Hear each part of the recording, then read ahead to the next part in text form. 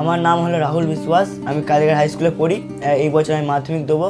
আমার বয়স হলো 18 আর আমি নিউ লাইটে পড়াশোনা করি। বাবা মাকে ধরে খুব খুব মারধর করতো, তো ওই জন্য আমরা ওখানে চলে এসেছিলাম। ওখান দিয়ে তখন আমার অনেক ছোটো, তখন আমার 2 বছর। কিছুদিন পরে মানে বাবা একটা বিয়ে করে, আর আমার মা রেড লাইনের এরিয়ায় কাজ করে।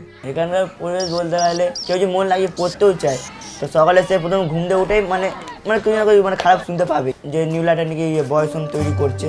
তো সেখানে যে আমাকে পার্টি দেয়, তো আমার কমসে কম অনেক হেল্প হবে, কারণ ওখানে গেলে একটা অন্য একটা পরিবেশ পড়াশোনা করতে পারবো। আমি নিজের ফিউচারের দিকে আমি কী বলে ধ্যান দিতে পারবো। মাধ্যমিক দেওয়ার পর কমার্স নিয়ে উচ্চ মাধ্যমিক পাস করবো, তারপরে পুলিশ হওয়ার ইচ্ছা আছে আমার, তো পুলিশের জন্য অ্যাপ্লাই করবো। কালীঘাট রেড লাইট এরিয়া থেকে মানে বেরিয়ে গেলে আমার মতো খুব আমার তো মানে কী বলে এসব কাজ করা উচিত না, কিন্তু আমি বলবো যে আমি যখন ছোটো ছিলাম আমার মা যা কষ্ট পেয়েছে আর আমি যা কষ্ট পেয়েছি, সেই হিসাবে আমার মায়ের কাজ করা বলে আমার কোনো আপত্তি নেই।